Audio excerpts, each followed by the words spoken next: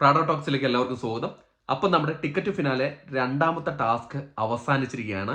അതായത് ടാസ്കിന്റെ പേര് നമുക്കറിയാലോ, കറക്കും തളിക എന്ന് പറഞ്ഞ ഒരു ടാസ്ക് ആണ് നടന്നിരുന്നത്. ആ ടാസ്ക് അവസാനിച്ചു, അതിലെ വിജയിയും പ്രഖ്യാപിച്ചു.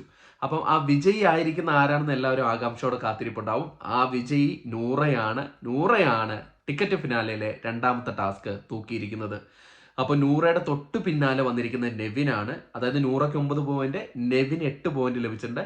തേർഡായിട്ട് വന്നത് ഷാനവാസാണ്. ഷാനവാസിന് 7 പോയിന്റ് ലഭിച്ചിട്ടുണ്ട്. ഫോർത്തായിട്ട് വന്നിട്ടുള്ളത് നമ്മുടെ അനുമോളാണ്. അനുമോക്ക് 6 പോയിന്റാണ് ലഭിച്ചിരിക്കുന്നത്.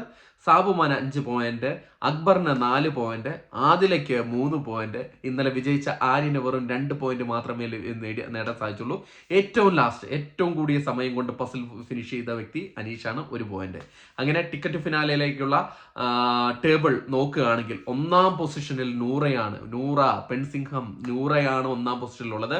16 പോയിന്റ് നേടിയാണ് ടോപ്പ് 1 ആയിട്ട് നിൽക്കുന്നത്.